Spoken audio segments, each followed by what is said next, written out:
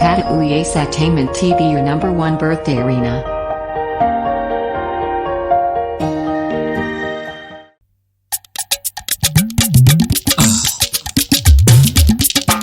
Atude hojare.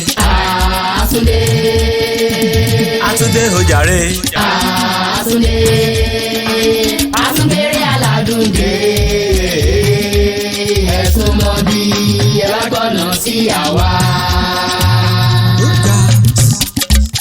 Atude hojare. Atude hojare. Asundere aladunde. Ẹ̀sùn mọ́ bí ẹ bá gbọ́nà sí àwa. Torí Olúwa Tóyìn. Atunde. Ọlọ́jọ́ bí tòní. Asundere aladunde. Ẹ̀sùn mọ́ bí ẹ bá gbọ́nà sí àwa. Àpáta para ewì dé. Ṣebí jẹ́jẹ́jẹ́ ni mò ń wẹ̀ lódò òdodo jẹ́jẹ́jẹ́. Lọ́lọ́dodo wá dodo òdodo wá bá mi lódò òdodo pẹ̀lọ́pọ̀lọpọ̀ òdodo òdodo nílò òdò òdodo kí n lè bá máa kéwé òdodo fún gbogbo elétí òdodo tó ń dọ̀hùn òdodo lẹ́nu olódodo nípò olódodo olóríire ẹ̀dá ènìyàn. Torí ọlọ́jọ́ ìbí tòní AJIA MUJIDAT Olúwatóyìn Ògúntóyè ọmọ Ọládìran olóríire ẹ̀dá ènìyàn pàtàkì gidi ló ń ṣe. Ó kú ọdún ọjọ́ ìbí tòní o. Ọlọ́jọ́ ìbí ó yá máa wí pé gbémi sókè gbémi dìde fà mí lọ́wọ́ sókè kí n ga jọ̀tá mi lọ ògo ayé mi jẹ́ kó yọ jáde tètè ṣó hàlà má má jẹ́ kó pẹ́ kílẹ̀ wí. Gbémi sókè gbémi dìde fà mí lọ́wọ́ sókè kí n ga jọ̀tá mi lọ ògo ayé mi jẹ́ kó yọ jáde tètè ṣe wàhálà má má jẹ́ ó pẹ́. Ọlọ́jọ́ ìbí ìwọ ṣá máa fa sálátù ránṣẹ́ o ìwọ ṣá máa fa sálátù ránṣẹ́ nígbà tán òjò ó máa gbé tán òjò ó máa gbé tán òjò ó máa dé Mẹ́dínà ìwọ ṣá máa fa sálátù ránṣẹ́. Owó máa fa sálátù ránṣẹ́ o. Owó máa fa sálátù ránṣẹ́. Nígbà tán jẹ́ máa gbé, tán jẹ́ máa gbé, tán jẹ́ máa gbé Mẹ́dínà. Owó máa fa sálátù ránṣẹ́. Olúwatóyìn máa wọlé máa rọra òní lọ́dún rẹ̀ òní ti yẹ ọ́nà. Aya Mr. Bilal Nayob máa bá ń kó lówó orí rẹ̀ ọkọ rẹ̀ dáadáa. Ẹni ire tí mo rí tí mo bá ròde. Ìyá Khalid Nayob wọlé mi kó bẹ̀rẹ̀ fún. Olóríire tó fọlóríire lọ́kọ tó túbọ̀ lóríire lọ́mọ tó soríire dìran. Olóríire ẹ̀dẹ́ èèyàn náà ló ní máa kíyọ kí ọdẹ́lẹ̀ bàbá tó bí ọlọ́mọ olóríire ẹ̀dẹ́ ènìyàn. Ṣé kí n túṣu? Àpáta wí túṣu désàlẹ̀ ìkòkò. Ṣé kí n túṣu? Àpáta wí túṣu désàlẹ̀ ìkòkò. Ẹ làwọn lójú o. Ẹ làwọn lójú kan lè rí wa wò. Ẹ làwọn létí o. Ẹ làwọn létí kan lè gbọ́ wa o. Kí ni máa jẹ́ gbàgbé àwọn olólùfẹ́ mi? Ọ̀gá mi kò sí àwọn èèyàn special ó pọ̀. Kí ni máa jẹ́ gbàgbé àwọn tó ń fẹ́ràn mi? Ọkọ lọ́jọ́ ìbí Mr. Bilal máa wọlé máa rọra ẹni ire tí mo rí tí mo bá ròde.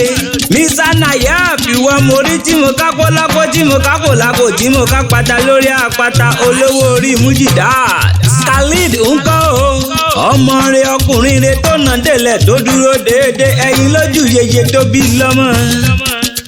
Ó yá ọlọ́jọ́ ìbí tán àbúrò rẹ̀ ló ní kí n máa dábí ẹ̀dùn kí n máa rọ̀ bí òwe.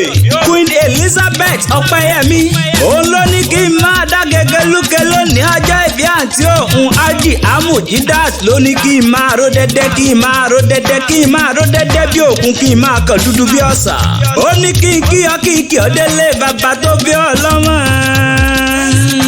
Òṣogbo òròkì ní jẹlé bàbá rẹ̀ ọlọ́jọ́ bí ó ní ó yá mú ń bá mi ká lọ. Ṣẹ̀ṣá ń gbọ́ mi bí mo ti ń kéwì mi lọ. Àpáta gbọ́ ẹbí ó sì ń kéwì o.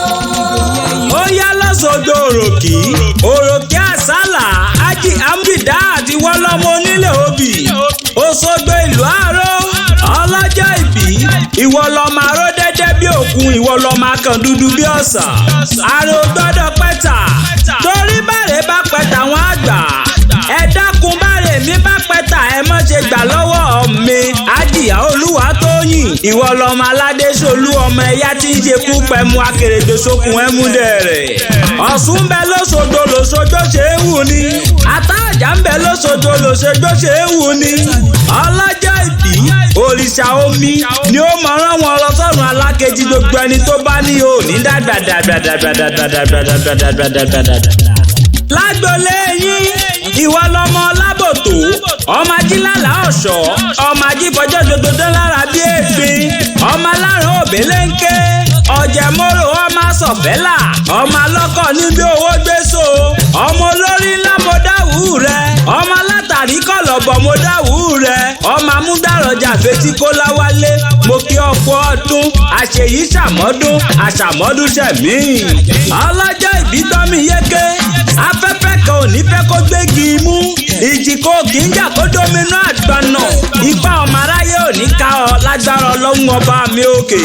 àyúnlọ àyúnbọ̀ lọ́wọ́ yẹnu bó bá ti ń lọ re ló máa bọ̀ re ẹ̀yà kàlà ni ó máa sìnkú gbogbo ẹni tó bá ní òní jẹun ọmọ. ìgbà rẹ ti ń dùn rí Elédùmarè ọba mi òní jẹ́ ó tán òkè òkun ló wà ó máa kéré òkè òkun délé bólúwa tí ń bẹ tẹ̀mí rẹ̀ ń bẹ. AJIA Olúwatóyìn máa dá kọ̀jọ̀kọ̀jọ̀ ìwọ ló lónìí o ìwọ gàgà ló yẹ ká máa pè ní olónìí ọ̀fọ̀nì. Happy birthday to you na and I wish you long life and prosperity. bóyin bá ṣe tó yá padà sínú kókó ògì bá bẹ̀rẹ̀ bòjò bá ṣe tán á padà sínú sàárẹ̀ tó kọ́lé sí. àpáta ewì mo ṣe tán mò ń rebi tá a forí mi sọlẹ̀ sí níbi ojúmọ́ ti mọ́ dé gbogbo ilẹ̀ kílẹ̀. ṣé kí n túṣu. Àpáta ewì túṣu dé sàlẹ̀ ìkòkò. ṣé kí n túṣu. Àpáta ewì túṣu dé sàlẹ̀ ìkòkò. ẹ làwọn lójú o. ẹ làwọn lójú kan lè rí wa wò. ẹ làwọn létí o. ẹ làwọn létí kan lè gbọ́ wa o. kí ni máa jẹ́ gbàgbé àwọn olólùfẹ́ mi.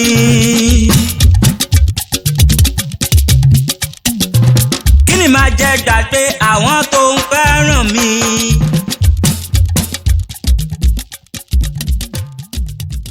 Thank you for watching our video and follow us on Instagram, Twitter and Facebook at APATA EWI. Please don't forget to subscribe to our YouTube channel for more videos. We love you.